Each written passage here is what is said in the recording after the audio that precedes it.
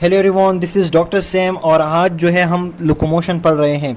अच्छा जी, कल हमने क्या पढ़ा था? कल हमने सारी की सारी जितनी भी फाइलम्स थी तो उनकी करेक्टरिस्टिक्स पढ़े थे, स्पेशल जो थे, और ख़ासकर हमने फिर उसके हैबिटेट्स के बारे में बताया कि कौन कौन जो है वो मेरीन है, कौन सा एक्वेटिक है और कौन जो है हर जगह पे पाया जाता है।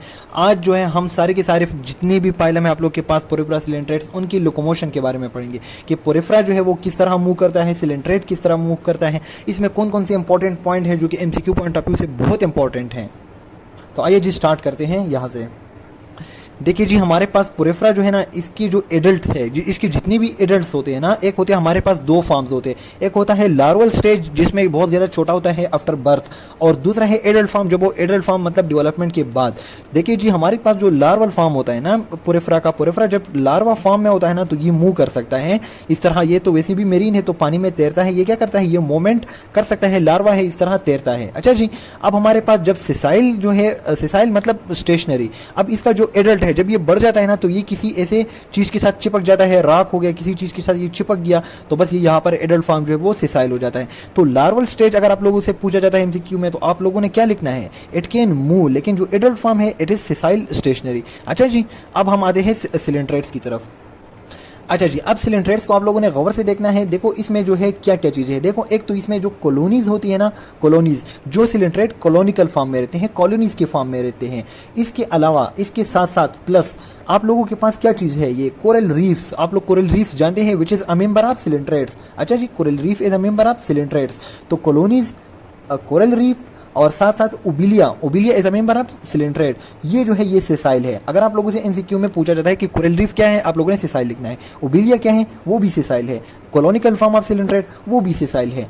इसके अलावा जितने भी सिलेंट्रेट है, they can move, other can move. ये सिर्फ और सिर्फ आप लोग के पास colonial form of coelenterates, coral reef and obelia which are the member of coelenterates, they can sorry they are sessile, they are stationary, ये मूव नहीं कर सकते, ये याद रखना है। इसके अलावा जितने भी आएंगे तो वो क्या होंगे, वो आप लोग के पास मूवमेंट कर सकेंगे। देखो कॉलोनीज फॉर्म में ना इस तरह जम के रहते हैं ना तो वो मूवमेंट नहीं कर सकते। आप लोग कोरल रीफ्स के बारे में आप लोग को पता है कि ये भी किसी रॉक्स को और इन चीज़ों को अटैच होते हैं ना, तो इसी वजह से ये भी सिसाइल होते हैं। अच्छा जी, ये रीज़न है। अब देखिए प्लेटीहेल्मिन्थेस आप लोग के पास क्या करता है। प्लेटीहेल्मिन्थेस जो कि आप लोग की क्या है, प्लेट वॉर्म्स है। अब प्लेट वॉर्म में जो है ना आप लोग को पता है कि ये जो प्लेट वॉर्म होते हैं, इस तरह के जो वॉर्म होते हैं ना, बिल्कुल फ्लैट वाले, देखिए इस तरह फ्लैट वाले, इनमें इस तरह मसल जाए हुए होते हैं, देखिए इस तरह मसल। अब ये मसल जो है ना इनको हेल्प करता है ताकि ये मूवमेंट कर सकें। तो मस्कुलर लेयर जो है प्लेटीहेल्मिन्थेस में वो बहुत ज़्यादा डेवलप होती है, so they can move help in locomotion. तो इसकी जितनी भी फ्री फॉर्म है वो सारे के सारे मूव कर सकते हैं। अच्छा जी, अब हम स्केलमंथीस की तरफ आते हैं जो कि राउंड वॉर्म थे, मैंने आप लोग को बता दिया था। अब स्केलमंथीस क्या करते हैं, या निमाटोड्स जिसको हम कहते हैं। अगर निमाटोड का आप लोगों से पूछा जाता है तो आप लोगों ने इसके साथ वेपिंग मोमेंट, आप लोगों से अक्सर पूछा जाता है कि vaping moment is the characteristics of which one. आप लोग को या तो मेंबर दिया जाता है या पूरी का पूरा पाइलम का नाम लिखा होता है। तो जितने भी निमाटोड्स है आप लोग के पास वो वेपिंग मोमेंट करते हैं इस तरह, लाइक अ रोप, रोप नहीं, रोप जब हम इस तरह वो करते हैं इस तरह, ये देखें ये आप लोग का एक रोप सा हो गया ना। अब ये वेपिंग मोमेंट करता है, यहाँ से हम किसी चीज़ को अटैच करते हैं और फिर इसको इस तरह धक्का से देते हैं, तो इसको वेपिंग मोमेंट कहते हैं। तो जो स्केलमंथीस निमाटोड है तो ये वेपिंग मोमेंट करते हैं एंड इट्स वेरी इंपॉर्टेंट। अच्छा जी, अब ये वेपिंग मोमेंट क्यों करता है, देखो ये एक राउंड वार्म हो गया आप लोग के पास। अच्छा जी, तो अब इसमें क्या होता है, इसमें जो है 4 लॉन्गिट्यूडनल मसल जाए होते हैं इस तरह। देखिए इसकी बॉडी में देखो, एक मसल ये हो गया, दूसरा ये हो गया, ये तीसरा हो गया, इस तरह चौथा हो गया। अगर ये एक राउंड वार्म है ना तो इसके बॉडी में इस तरह देखिए 4 लॉन्गिट्यूडनल मसल जो है वो ट्रेवल करते हैं, 1 2 3 4। तो 4 मसल इस तरह इनमें होते हैं जिसकी वजह से ये वेपिंग मूवमेंट करते हैं। लेकिन इसमें जो है सर्कुलर मसल जो है वो एब्सेंट्स होते हैं। सर्कुलर मसल इस तरह होते हैं, देखें इस तरह बॉडी में जो अक्सर 2 किस्म के मसल होते हैं, एक इस तरह लॉन्गिट्यूडनल, दूसरा इसके ऊपर सर्कुलर मसल जाए होते हैं। तो सर्कुलर मसल जो है ये एब्सेंट हैं, तो इसीलिए ये वेपिंग मूवमेंट करते हैं। अच्छा जी, अब हम आते हैं मलुस्क की तरफ। अब मलुस्क जो है हैबिटेट हमने पढ़ा था। अब इसमें जो है आप लोगों ने देखे होंगे स्नेल, उसमें जो है फुट्स होते हैं, लेकिन उन फुट्स में जो है ओनली एंड ओनली मसल्स होते हैं, बाकी कुछ नहीं होता, बोन्स और इस सारी चीज़ें। अब आते हैं हम एनालिड्स की तरफ। अब एनालिड्स आप लोग देखें, एनालिड्स जो है जिसको हम अर्थवॉर्म भी कहते हैं, देखो इसमें अर्थवॉर्म भी आते हैं और साथ साथ में निरीज भी आते हैं इसमें। अच्छा जी, इसके मेंबर में अर्थवॉर्म भी आते हैं, निरीज भी आते हैं। ये भी जो है उनमें से है, वॉर्म्स में से एक है, किस्म है निरीज। देखिए जी, ये हो गया आप लोगों का, ये निरीज में से है, ये निरीज है। अच्छा जी, और ये जो है ये अर्थवॉर्म है। अब आप लोगों के पास जो है जो अर्थवॉर्म है देखिए जी, अर्थवार्म जो है उसमें एक ऑर्गन होता है सिटा, उसको हम क्या कहते हैं, सिटा।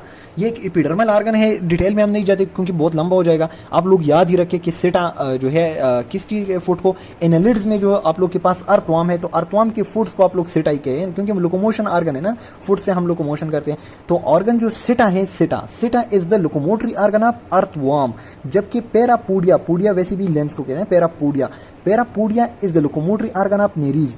तो ये दोनों बहुत ही इंपॉर्टेंट है एमसीक्यू के लिए। आप लोगों से कहीं भी पूछा था कि सिटा जो है वो किस ऑर्गेनिज्म का, किस एनिमल का, किस चीज का लोकोमोटरी ऑर्गन है, तो आप लोगों ने अर्थवार्म याद रखना है। पेरापोडिया का अगर पूछा जाता है तो आप लोगों ने नेरीज क्लिक करना है। अच्छा जी, उसके बाद हम आते हैं आर्थ्रोपोड्स की तरफ। तो आर्थ्रोपोड्स जो है उसमें आप लोग को पता है एक्सोस्केलेटन होता है, जिसकी वजह से ये बड़ी सर्वाइवल इंपॉर्टेंस है इनकी।